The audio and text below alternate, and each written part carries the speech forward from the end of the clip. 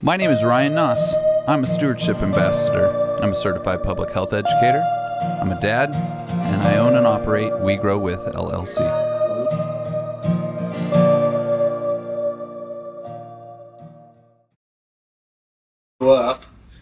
Some of you don't, but it's right along the Ellsworth County, Barton County line, the small town named Holyrood. Was where I went to school. Spent many hours on a tractor as a little kid, first plowing, then chisel and disc, and went and started a career with it's turned out to be the Natural Resources Conservation Service, and it, for me, was a very successful, challenging career, one that I appreciated very much because it really led in the mid-90s a project with the city of Wichita and water quality. The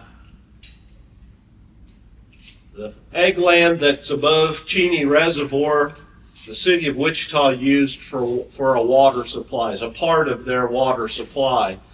And they were amazing people to work with. They didn't necessarily see their role as being a regulator, the one they wanted to choose, mostly because when they condemned the land in the 60s to build the lake, the farmers actually took shots at them. They shot above their head, but it did give them a cause for, these are people that, we're taking stuff away from them, and we want to do it a different way. And I've had the chance to speak to a number of municipalities in the late 90s, early 2000s that were utilities, and they just couldn't seem to get the grasp of how the city of Wichita would be willing to work with farmers and ranchers above the reservoir to implement practices that had a long-term positive effect on the quality of their water. For me, that was a very rewarding experience. One of the pieces to that, though, was how can we use a science-based tool that will help reduce nitrogen and phosphorus as it leaves the watershed? Because the city was cognizant of that there were animals that stood in the stream that ran into their lake, and they knew that fertilizer was applied to the fields, and that not all of it stayed there and it all concentrated in the lake. And what were tools that we could do to find win-win solutions? The livestock part of it was just keep the cattle out of the river. If you had concentrated feed lots, make sure the runoff from the lots didn't get into the river.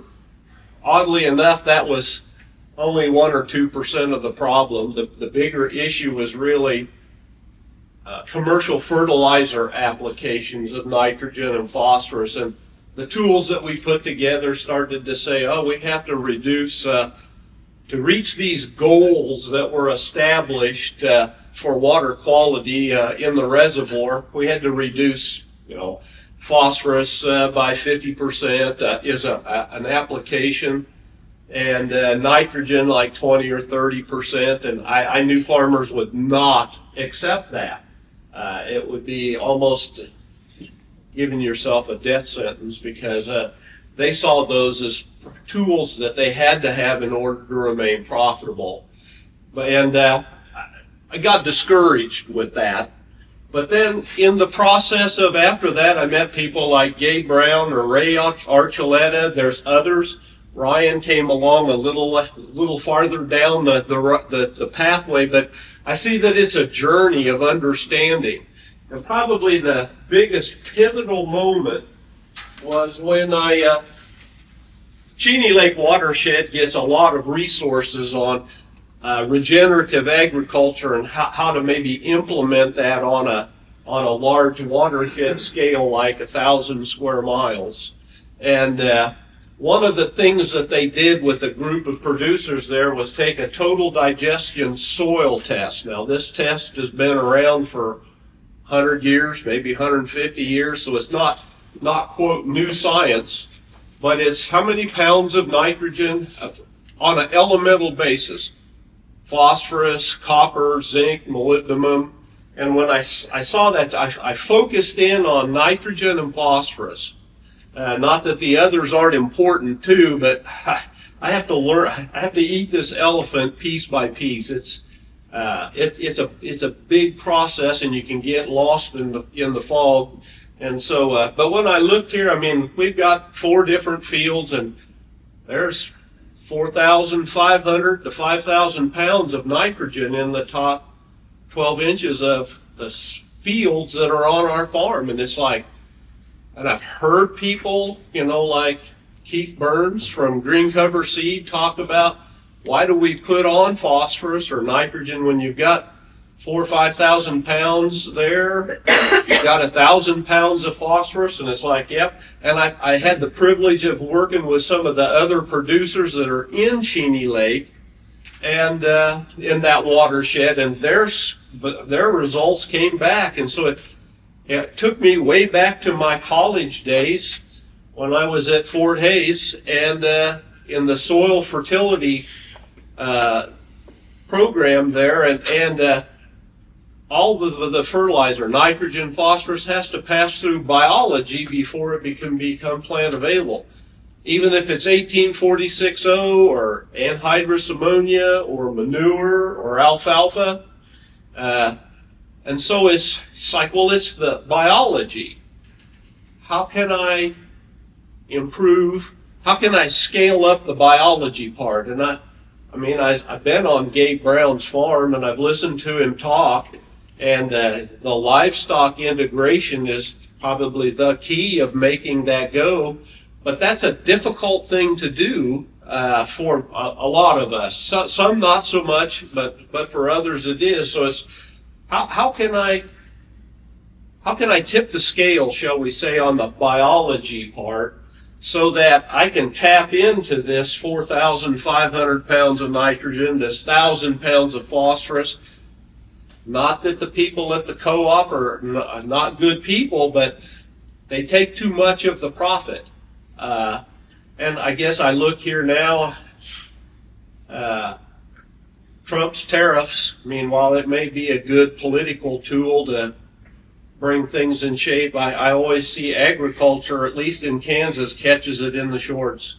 Our prices for our commodities that we sell go down, and the inputs that we buy go up, and we don't set prices, we take prices. And how can I do something on my operation that reduces the amount of inputs that I have to buy? And I'll be honest, I was listening to one of Green Cover Seed's webinars with Dr.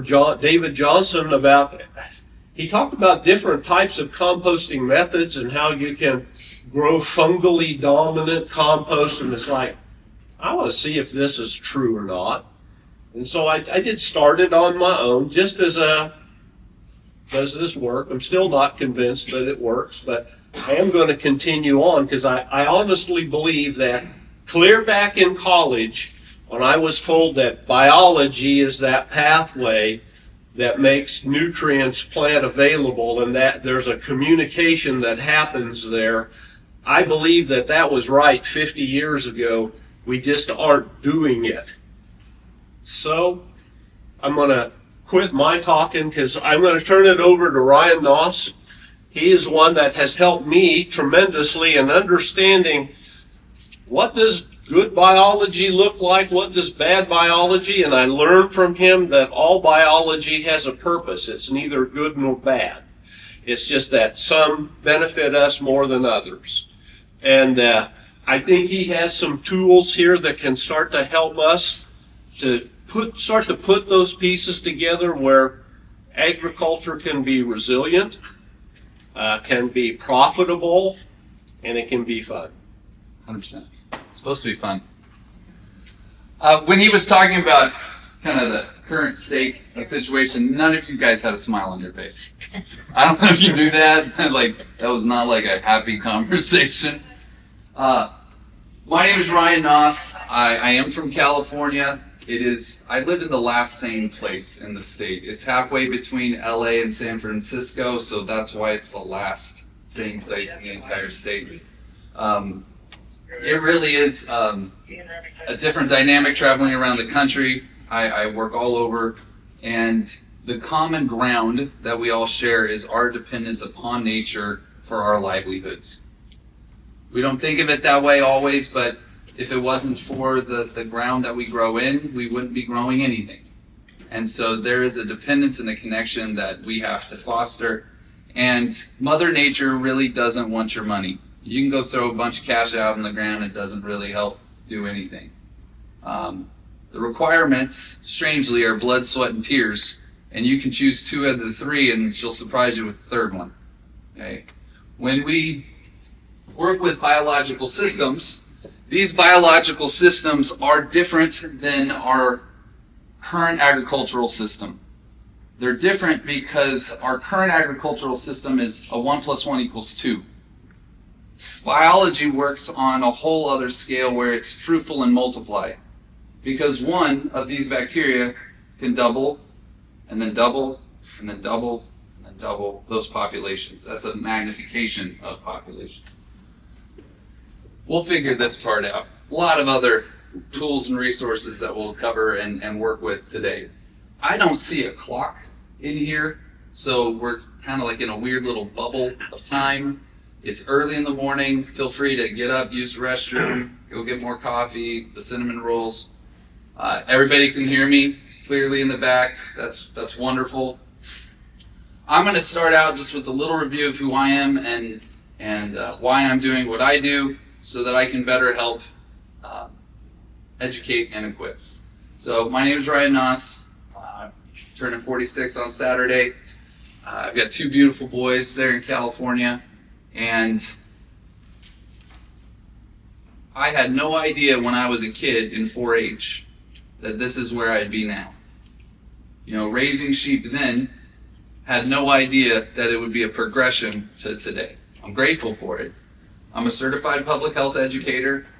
None of the stuff that I'm going to talk about was addressed in those classes and courses. It's amazing, but it's true. I have a bachelor's degree in wilderness therapy because I believe that nature should be our therapeutic model. Nobody talked about regenerative agriculture. After that, I went back to school and got a master's degree in outdoor education because I believe that nature should be our educational model. What we learn from how we interact, hands-on, experiential. Nobody was talking about this. Maybe that's why I got to go back and teach. The reality is when we separate ourselves from these natural systems, we lose all of the benefits of systems that are much greater than ourselves. When we talk about these systems are based, when we say biology, B-I-O means life. We're on the same page with that? B-I-O means life. I-O means life. Ology means study of. So you go to a class, they call it biology because it's the study of life. You go to another class, they call it sociology, the study of societies. You go to another class. So the ologies is just the study of. There's so much confusion in the world today that people call biology technology. Have you ever heard that? What kind of technology are you using? Oh, I'm using biology. Those are totally different worlds, totally different interactions in how these systems work. So for ourselves, we want to work with systems that support us. These are biological systems that are air breathing. We're air breathing. This is why it's important. Now, when we talk about air breathing systems in the soil, it's often described as gas exchange, which is different because when we gas exchange, sometimes it comes out the other end, right? And so that's exactly what some of these creatures do as well. We're actually experiencing the off-gassing of some of this biology. There's a lot of ladies in the audience today, so at that point, I've got a question. The home and the farm kind of cross over in this room right now, which is wonderful. Does anyone here make sourdough bread?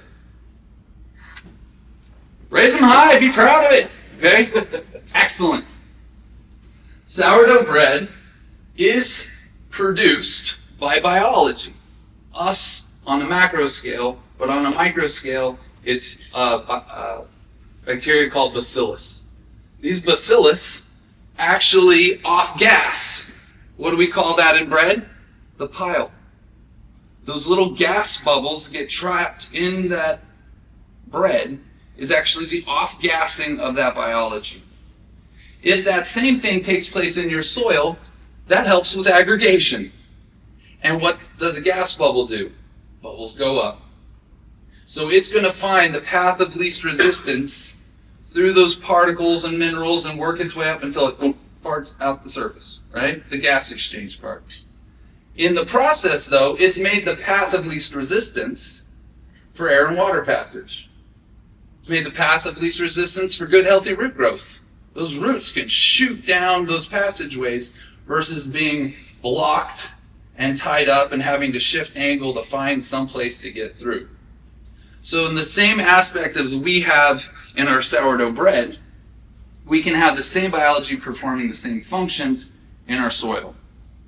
The hardest part is figuring out where to get it, how to nurture it, how to grow it, and in that process, sometimes there is a cost. But the real value is that if you keep it alive, it keeps growing, just like a sourdough starter. I've had the privilege of working with a Mennonite family down in Texas. 5 generations of one family showed up to learn, educate, and be everybody on the same page. The coolest thing we saw, even though we looked at all the products they purchased and several other things that they were creating, the coolest thing that we saw through our direct observation is actually the sourdough starter. It was filled with the life that had been loved on, breathed on, nurtured, been part of that home for generations. It was amazing. And in truth, it was better than some products on the market because it's real and it's alive. The trick is I'm not asking you to go out there and just throw loaves of bread out on the ground. But we're wanting to nurture the biology that produces that and then put it out in a way that facilitates our equipment and experience as producers. Okay? This is the important part. How do we get it out there? How do we nurture that in a way? And then through management practices, how do we avoid killing what we're trying to grow? So far, everybody on the same page? Yep. Everybody awake? There's a lot of people doing this. Not sure if you're just scared of me or it's cold, right? So, when we work with these systems, we have to determine our role. Most people talk about stewardship, but they're not even sure what that word means, much less what ship we're on, right? Stewardship. When we are a steward, has anybody here ever gone on a cruise? Got some head nodding, some arm movements, right?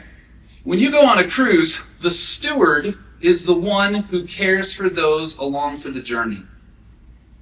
They don't want you in the engine room. Get off the bridge. If you need a towel, talk to the steward. They will take care of all the needs that you have along for this journey. As a steward of our space and place, we're providing that same nourishment, information, habitat, stability. The ship that we're talking about for stewardship is this beautiful planet that we live on. Most people have a small view, and if we need to kind of figure out if the Earth is flat versus round, I'm not sure if that's a controversy we need to get into right now. But because we live on a sphere, there's nothing to fear, because what goes around comes around. Exactly. The problem is that takes time. That's a time delay. But when there is a storm in Africa and it pulls all this material up into the atmosphere and it goes across the Atlantic Ocean, and we got a hurricane that pumps through Florida and comes up through the central part of the United States, it's actually moving material from one place and putting it in another. If we were waiting for Mother Nature to take care of this all by itself, it would take hundreds, thousands of years. That's too long. I don't have that time, neither do you. At which point we have a head start, right, for what we need or what is missing so that we can replace it as soon as possible and then maintain it. Does that make sense? Oftentimes what happens is we use products that are sold to us, told and sold, right? Told to us, sold to us, that will help. but in reality it hinders our progress and takes away our momentum. Here's an example. If you have a nematode, has anybody heard of that? Okay? Well, that's way more action than sourdough bread or a cruise. All right, that's exciting. Whew. If you have a nematode, it's a tiny little worm for all intents and purposes. It's a wiggle. Moves back and forth through that soil profile. If I came through this room right now and I just moved like this, I could squish this side over here and this side over here, creating a pathway all the way to the back. That also, in our soil, is called aggregation. We're pushing things together and squishing them together, pushing things and squishing them. If you put a nematicide out onto your crops or onto your land that kills the nematodes, you don't just kill the one pathogenic bad guy, quote unquote bad guy. The one, it's called a root knot nematode. Okay? They actually have like a spear right in their face. They punch a hole right through your root. They wiggle in. Your root has no idea what to do, so it builds a big old callous knot around it. But in that process, it chokes out the pathway for nutrition to go up and down through your plant. There is one type that's not good for us, or good, in that system. It has its purpose, but it also has a consequence to it. There are estimated anywhere from 25 to over 1 million different species of nematodes. There's only one type of root knot feeder, right? In the process of getting rid of one, we lose potentially millions of other beneficials that are all trying to help us produce our crops. When I say help us, I'm not saying, hey, how's it going, Steve? You know, it's like the little nematodes. No, but it's facilitating the functions in that ecosystems that we need to produce our products, to produce the crops, you know? And this doesn't just end with what is grown out of the ground, it's what's grown from what eats those coming out of the ground. So by us utilizing and using products that kill everything, we are losing the functions that everything preforms. Okay? I'm going to use an example of a worm. When we have worms in our system,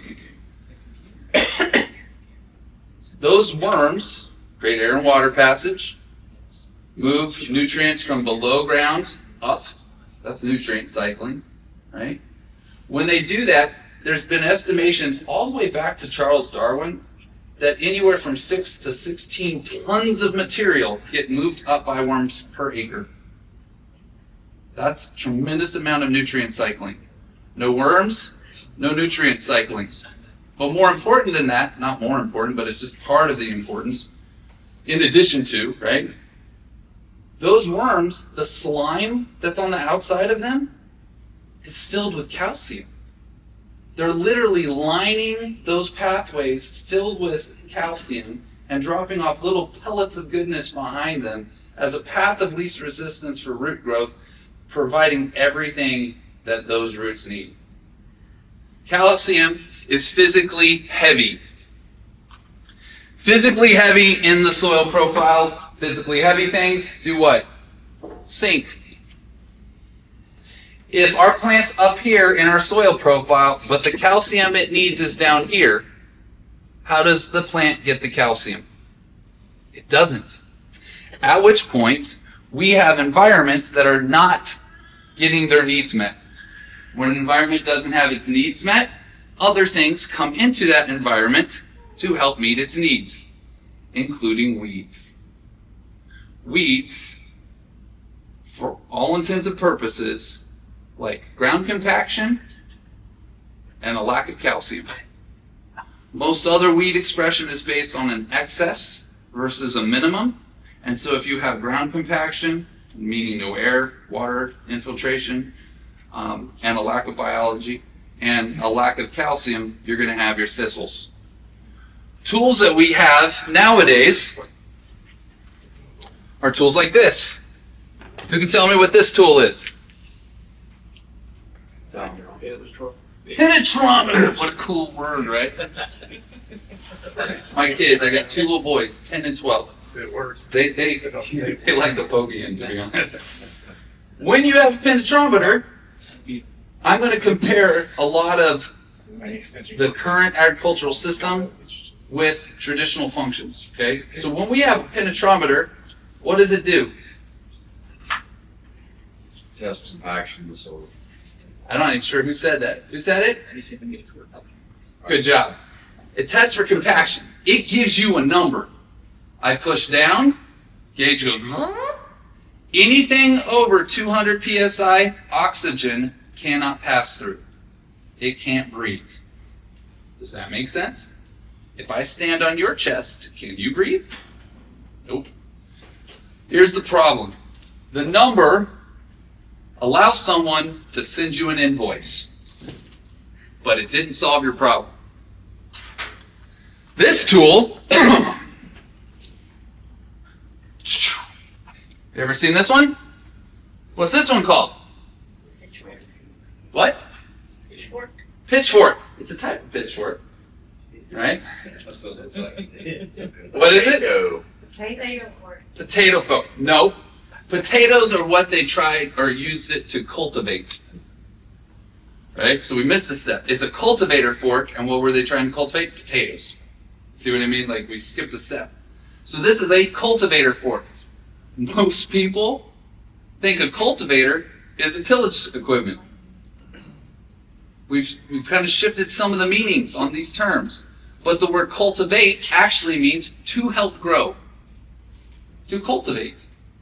Right? So we want to use tools that literally the word means this is the tool that helps things grow. How is that possible? Well, unlike a penetrometer, which gives me a number, if I already know what my number is, how much I weigh, and then I step on it, I now can determine the pounds per square inch. If you can't go down, it's more than the 238 pounds per square inch standing here. Okay? The trick is, how do we fix that problem? And the way to do that is, once this goes in the ground, you move it forward and you move it back. What did that do? even with leverage. Yes, the long handle gives you leverage. The short D handle, that's for this. That hurts your back. Long handle, all day long, right? Because it's this motion. I use these as walking sticks, right? Because the next step I take, approximately 3 feet away, allows me to have a spot and a spot. But between those spots, I fractured and opened up all of that air, all that space. If you have a space over here that can breathe, that's connected to another place that can breathe, connected to another place that can breathe, what's happened? It can breathe. This gave me a number. None of it can breathe. This, because I already knew my number, allowed me to open up all of that space so that it can breathe. Does that make sense? We are not using the tools that have been around pretty much forever because we were sold and told that these other tools were better, easier. There's a saying, kill them with kindness. But most people do that out of convenience. I am just trying not to kill you. There's a difference. Even if I gave you, diabetes, you see what I mean? It's like, I'm still like, no, how about everybody live? To do that, we might have to start using new tools.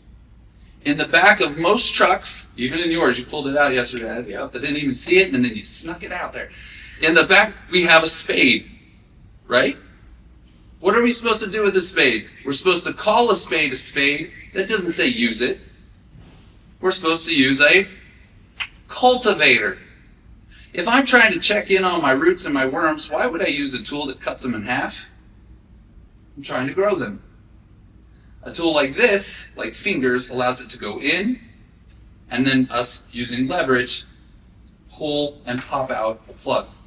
Easiest way to do that is you put it in the ground and you make a square. And then when you lever it out, you made a plug. Does that make sense? Most people put a spade in, pry it up. These tools, pitch, right? These tools have been around for so long that I think we've forgotten what they're for. How many is this? 4. How many is this one? 5. That's a progression. We have a walking stick, 1, right? Poke a hole, throw in a seed, plant seeds, right? 2 is actually the hoof of an animal. Poke, right? 3 is called a hay fork. Why? Because you need for the animals, right? This is used when the ground's compacted and you need to help things grow, cultivate. Then this one here is often called manure fork, because once you've done those other steps, you have this step. But they're all pitch forks. And it's pitch because we pitch in. This is our opportunity to help. And to pitch means to throw, but who here sings? Anybody? Nobody volunteered that one. It's like he's going to ask me to sing. But pitch also represents a song. This is when we are working with these systems in alignment, this is when heaven and nature sings, and you can hear it because we're doing it. And that's what a lot of this is about a difference between talking about it and doing it. If next year you come back and we do another program and you've done nothing yet, we've lost all the progress and momentum that this whole last cycle, this nature cycle, allows us to work with. Here's an example. Most people think linearly. Here's the beginning of my season, end of my season. That's at least how we talk. Okay? That is not how nature works. Nature works in seasons and cycles. When we have seasons and cycles, it goes through other... Oh, we got some different things happening here. It goes through other... The working projector. Awesome. Other effects and changes on it. If you are feeling behind, like you just cannot get ahead, because we are not talking in this perspective, we're talking in a season and cycle perspective, because you feel behind here, you actually have a 9-month head start. It's the easiest way to think about it. I'm not 3 months behind. What I can do now gives me a 9-month head start on next year. Unless you're not planning on being here next year. Right? I prefer to work with people who are landowners and or invested in their community. Because if they're not, I might do everything needed and 2 months from now, they took another job and left. Can't tell you how many managers I've worked with that aren't there the next time. And you go, well, where's the momentum? We're losing it every time. And so by working with landowners and people who are actually committed to that area, and this is exciting, and place, we're able to adjust. When we have this area here, I think I went too many years in the future for you guys. We'll use spring, which is this current season. Spring, summer, fall, winter gets us back up to spring. Okay? You have to recognize that those seasonal changes are actually important to environmental function. If we're thinking in a linear perspective, spring to fall, we miss all the opportunities and momentum that is trying to take place during the winter. Who here is doing no-till practices? Okay, no-till or limited tillage? A lot of people. If I came up here and told you that you need to perform a 6-foot tillage event, that's heresy. Nobody would do that. But in the winter time, you have something called a freeze-thaw cycle, where you can have a crack on the surface that's a half an inch to an inch wide that will go down 6 feet deep. You now have access into that system. That freeze-thaw cycle is actually a pumping action. The problem is it's cold outside, and so we go inside and we don't do anything for all of winter, and then we come back out in spring and wonder why we didn't get as much momentum into that next season. We stopped working with the seasons. We have to work with nature's seasons and cycles.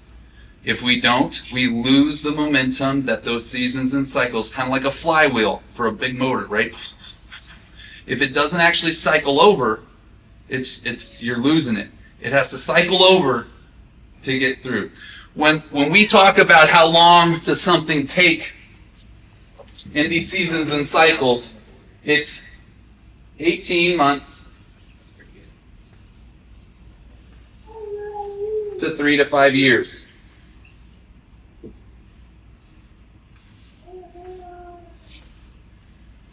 "18 months allows you to go through a complete cycle and then to reset it.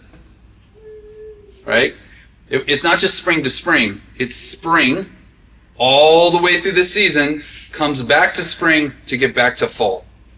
That's a cycle, right? We want the plant to go through a complete cycle. The problem is we have a legacy of some of the things that get in our way. That legacy is because we were sold and told other things. Glyphosate is a great example of something that we were told literally we could drink and it would cause no problems. I think most people are realizing that's not true, and please don't drink it. Okay? The problem is that when we've utilized these things, there's a legacy in that soil of our actions. When we have these actions that have taken out things that are needed, we lose those functions that those things provide. Here's an example.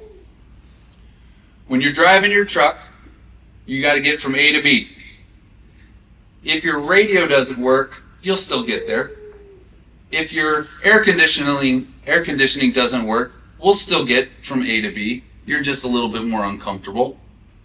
Inside the vehicle, there's a tiny little element. We call it a fuse. It's a tiny little piece of metal, a little tiny element. That element has to be there and plugged in to that system so that system can function.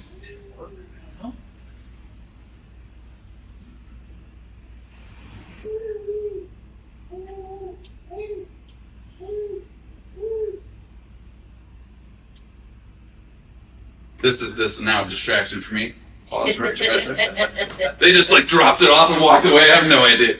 They said the mouse was working, so. Woo! All right, good. I'm gonna turn this off because we'll deal with it in a little bit. That's good. I can work with that. Okay. Where was I? Elements. Excellent. We even call them essential elements. What does the word essential mean? Required? It means required for life. If we do not have them, we're not living. Some people call that malnourishment. Okay? But if we don't have the zinc, the copper, the iron, our blood, that's iron. Right? If we don't have those things, we're not going to receive the functions. You can even have the creature there, just like your truck. But if you don't have a fuse in your air conditioning, that won't work. Some of these other elements are required for what are called enzyme cofactors. And a cofactor, like it has these other factors, but this is with it. An enzyme cofactor is what allows the biology to then make the glue. Right? You can have a little bacteria there, but if it can't make the glue, then it can't glue those particles together. Guess what things like glyphosate do? Takes all of those out of play. Pulling fuses, hoping it still works. Now when we're driving and it's a hot day and we don't have an air conditioner, that would be a plant under heat stress. because it doesn't have what it needs to kick on that system to cool it off and regulate and to deal with the heat stress. Same thing with drought stress. All the stresses our plants are dealing with are part of those cofactors. Okay? I know people who've been doing no-till and cover crops for over a decade, but they still don't have soil aggregation. Why not? That should be the question they should be asking. They weren't. They were like, I'm doing good practices. But they missed a step. Those cofactors are responsible for the glues. If all the creatures that are there can't do their job, then they're not able to actually get the results of those functions. Right? Tracking so far? Everybody on the same page? Who here has the courage enough to go, I don't understand what you're talking about? Yeah? Yeah. See? Yeah! Good. Where did I lose you? If we're not having fun, it kind of gets a little frustrating, right? This is where it's supposed to be fun and on all the levels. If it's not fun for you as you're on your land, well, maybe you don't have the right tool. It's not necessarily you don't have the right desire. Okay? You can hammer in a nail with a screwdriver, but I'd rather have the right tool. Right? You can get it done. And I've had to do it with a pair of pliers, trying to get it in between two 2x4s or whatever. But it's better to have the right tool. When we're talking about these biological systems, the biology are our toolbox. They're the ones that preform the functions. If we don't have them there, then we have to perform those functions. And to do that, we have to then buy products, have input costs that then allow us to provide water-soluble nutrition to our plants, because that's what the plant requires. If there's nothing in the ground, then the plant's dependent upon us to do that. Nature wants to work on our behalf, but we have to do the other half for it to be a complete system. So these essential elements are incredibly, they're essential. They're required for life. Because of that, I wonder why we're putting stuff all over our food and into our animals, which are food, that don't have the puzzle pieces required for life. You know, we hear information, you have to eat 20 apples or 10 apples to equal 1 apple. Part of that is because we're missing those essential elements. And when we think about, got this beautiful little baby right here, right? Zinc is a huge part of immune response, but also reproduction. Glyphosate pulls zinc right out of your system. Right? If you don't have it, you're not going to have a good immune response.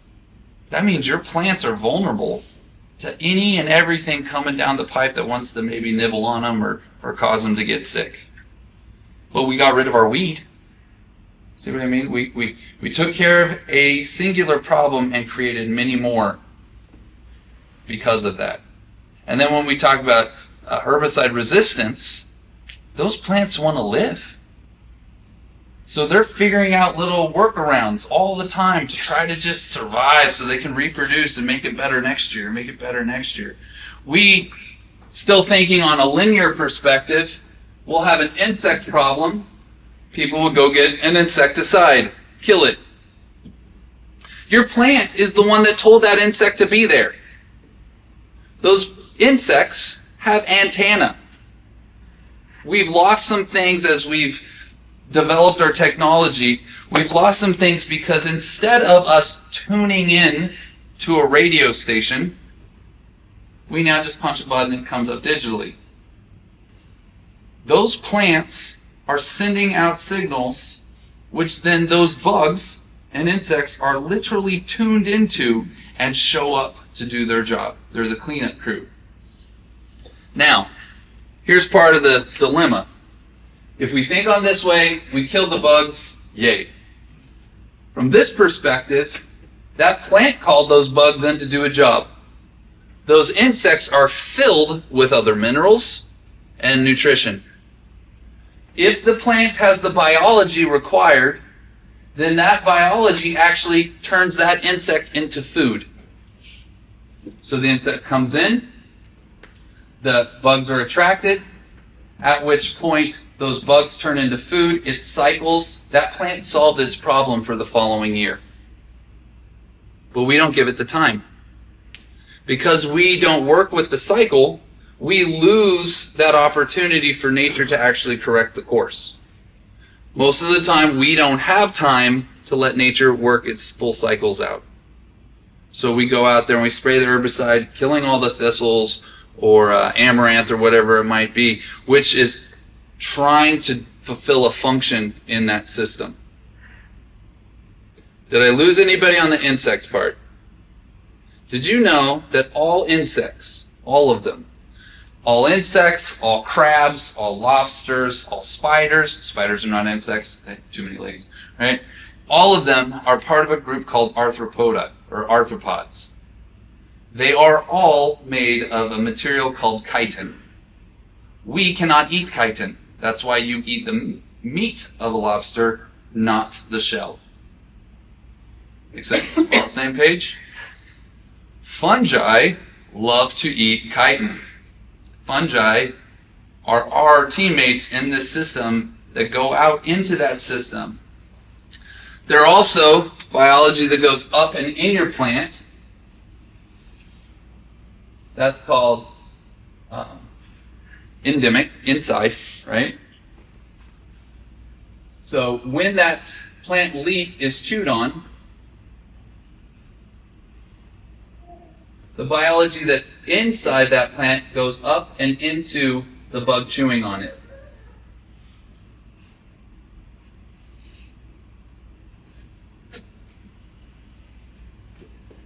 That's a grasshopper, if you didn't know. Pretty good, aren't So, when that biology goes up and into that plant, or into that insect then becomes food, nutrient cycling, for the rest of that system. Now, here's our dilemma. We are making livelihood off selling what that plant is producing. We can't let it just go to town and consume the fields. There are tricks, I hope to show and teach you guys a whole bunch of tricks that we can do that have very low cost, but very high returns. This is the difference between focusing on yield and focusing on a return for your investment. There is also a tremendous amount of resources already invested into your soil, but people aren't able to access it because we're missing the biology that makes it available. Does that make sense too? I see a few head nods, right? If we're missing our little labor force to make it available, then we have to make it available. So, let's see if this eraser works. Pretty good. Let's see some math whizzes here. 24 hours a day, 7 days a week. We on the same page with that? 52 weeks in a year. That equals 8,760 labor hours. Once we put the biology back into our system so that it can do its job, its function, we get the equivalent of 8,760 labor hours at very little cost. You had to get it there, but after that, it's keep it alive.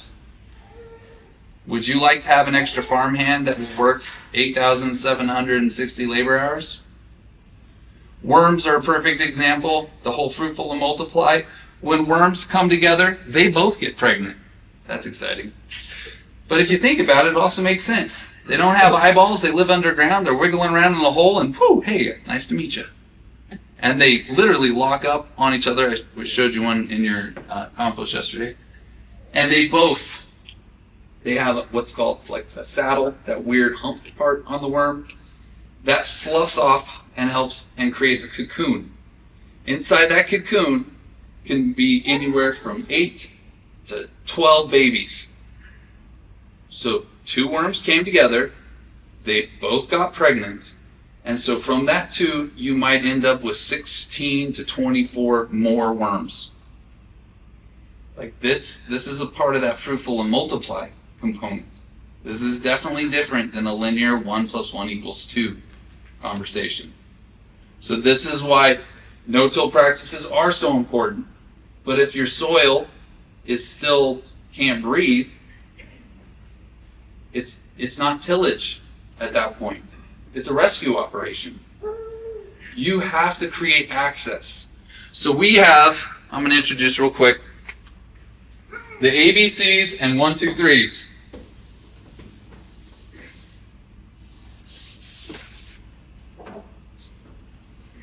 Access. How do we access these systems? Life, biological, cycles. Okay? Access biological cycle, ABCs. When we do that, we have to work with the role of I as an individual. By also means who, right? And the third one here is called the rule of 3. Have you ever been on a road trip and you have to go to the bathroom and then you get out of the car, go to the bathroom, and everybody else in the car has to go to the bathroom too? You tapped into the role of I. Have you ever been hot? Everyone else is hot. We are an observer. If it's so hot you don't want to be out in your field, do you think the worms do? See what I mean? So we are trying to create habitat hospitality. So great that you want to be there too. Please, if you are planting trees, make sure they are planted hammock distance apart. It's very important. I have no idea why people would plant trees anything other than hammock distance apart. It's very important. It's very intentional, right? The role of I. Access, we talked about the pump freeze-thaw cycle in wintertime. It creates access down into that. But also when we think access is, when do you have an opportunity to do something? For most people, they will plant a seed, at which point you have access to that seed. Anytime you plant a seed, it should have biological inoculums going out with it. Because as soon as that seed pops, it's going to start to nurture that ecosystem around its root zone. And that's called a rhizosphere, or the rhizosheath is the actual outside of those roots. We already discussed the biological. This is how logical life is. Right? Bicycle, it's 2. It takes 2. Bacteria forgot this and they can just split in half and become 2, so that's a little different. Cycles, we'll discuss more because these are different opportunities for us to interact with these systems. But I want to cover the rule of 3. The rule of 3 is a memory aid developed by the military to help people understand their survival priorities. I used to teach survival classes all over the country. I used to lead out in 60-day long backpacking trips. A lot of fun. Part of what has shifted my perspective is I spent most of my time in the healthiest of the healthy places. It also helps me to see what's missing from the blank slate of most agricultural production. Because we're missing it. It should be there, right? The rule of 3 is a progression of time. If you don't do this in 3 seconds, you are dead. Any ideas? Good thing we're all still alive, right? The rule of 3 is the survival priorities. Therefore, nothing at this time is an immediate life-threatening situation. I don't have 3 minutes to tell the finer points of getting out of the road to my children who don't see a vehicle that makes no noises, these wonderful electric cars, zipping up the road, right? Don't have time. It's a survival priority. Get out. Right? There's urgency connected to it. How long do we have for something to survive between the standing there over the weed and spraying it? It's an immediate situation. If you don't do this in 3 minutes, you're dead. What might that be? Breathe. Good job. You'll be surprised how many people miss some of these. Breathing. Our soil should be an aerobic. Anybody used to do aerobics? Right? They had little. My mom was even on Richard Simmons a long time ago. Yeah. Right? But aerobics, air breathing. Right? If we don't do this, it can't breathe. We talked about the penetrometer, which gives you a number. Yep, that spot can't breathe. Yep, that spot can't breathe. Yep, that spot can't breathe. How long has it not been able to breathe? The expectations that we have on nature when it's dead is pretty ridiculous. And yet, if it can't breathe, it can't fulfill those functions. If you don't do this in 3 hours, you're dead. I kind of like the fact that there's some wheels turning right now. I hear some squeaking sounds. We might get some WD-40 out, but but these, if you don't do it in 3 hours, most of us are a little bundled up. Because even though it's cool outside, if you were to stake a dog out into the hot or asphalt, it could die in 3 hours super cold or 3 hours super hot. Okay? So that 3 hours is about exposure. That's why it's so important to have a cover. That's why it's so important to have something green growing. That's why it cools the ground temperature below. One of the best things that came out of COVID, and there aren't many, but one of them is that it made those little thermometers, the little ray gun shooting thermometers, super cheap. At which point, you just shoot it at your ground. And you go, oh look, here, 70 degrees. Ooh, ideal temperature, ground, everybody loves it. Over here, exposed surface, 128 degrees. Woo! It's cooking everything. Okay? So, real cost-effective way without you having to bend over, and you can find out temperatures. Okay? If you don't do it in 3 days, you're dead. Drink water. Water. 3 weeks. Food. 3 months. Defecated? If you haven't gone to the bathroom in 3 months, you might have to have a little side conversation. It's got a soil probe here for you.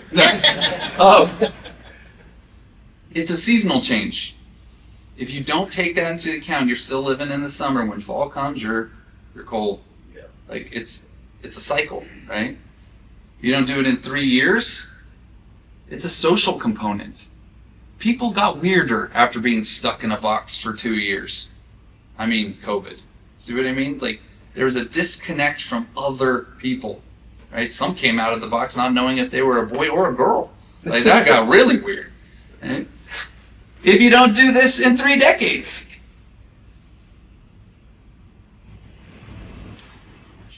it's generational.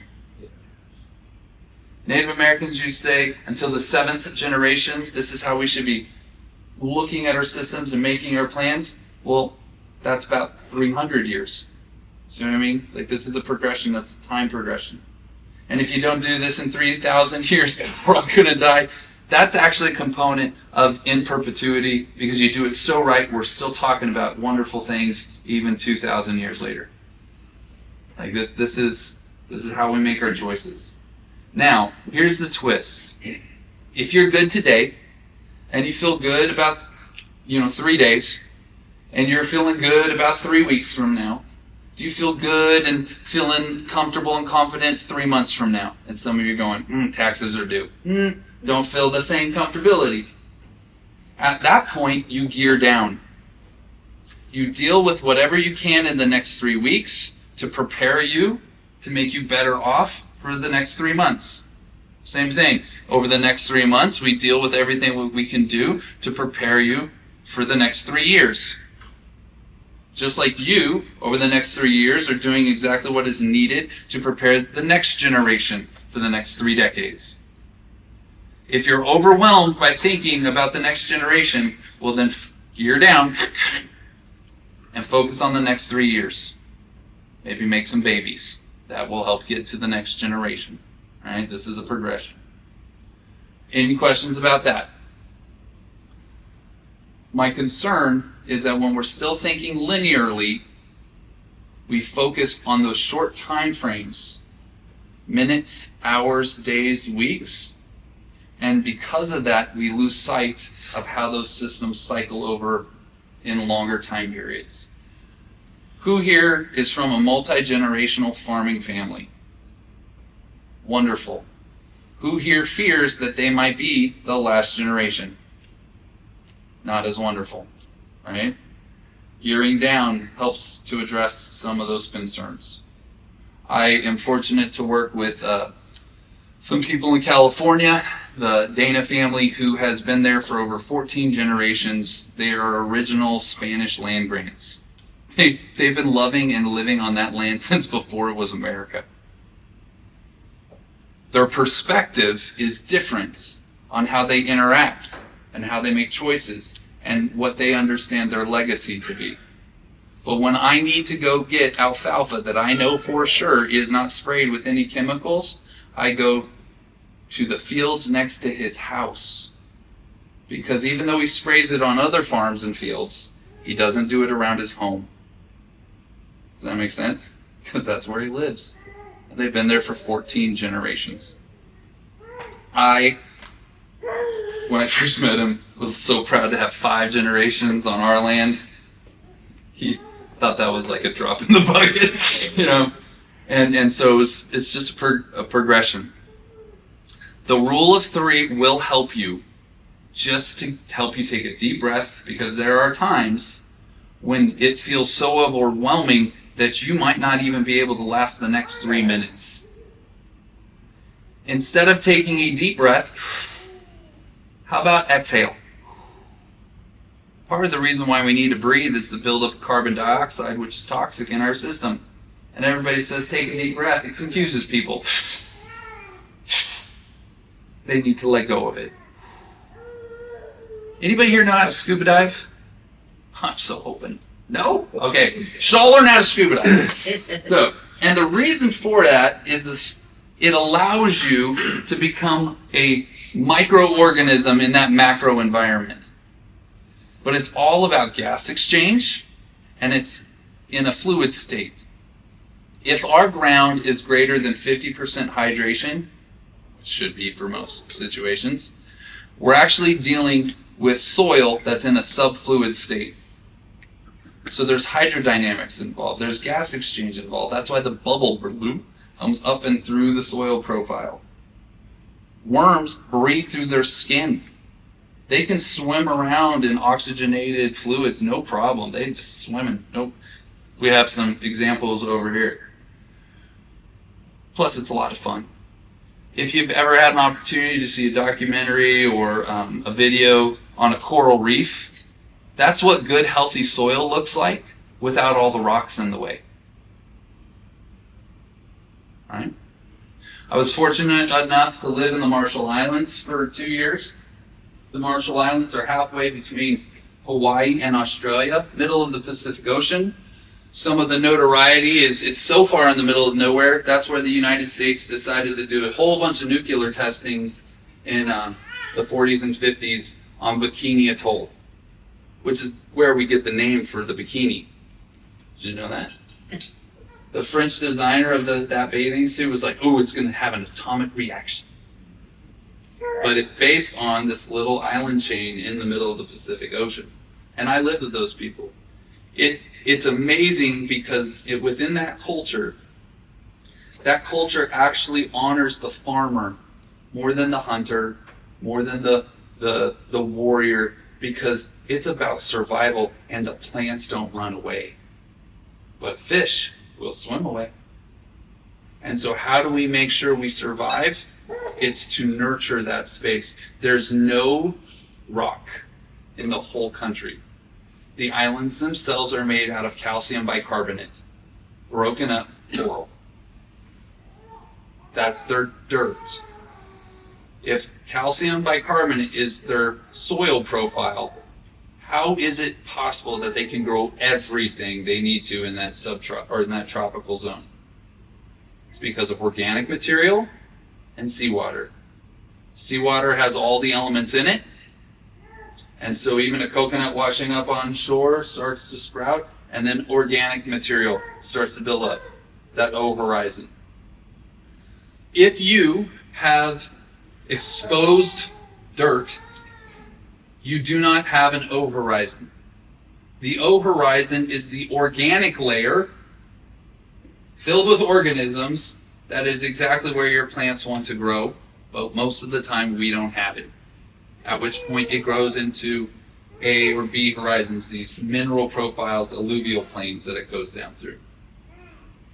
In this jar here, and this jar is a soil observation station. And for those that like acronyms, Soil Observation Station says SOS, right? This part here, there's no dirt, it was wood chips, carbon. The lower sections are large particles. My name is Ryan Noss. I'm a stewardship ambassador. I'm a certified public health educator, I'm a dad, and I own and operate We Grow With LLC. We Grow With helps people to differentiate between fertilizer and fertility. We use products and services. We equip people with the observation tools they need, as well as the products that make their jobs easier, allowing them to turn dead dirt into living land at any scale.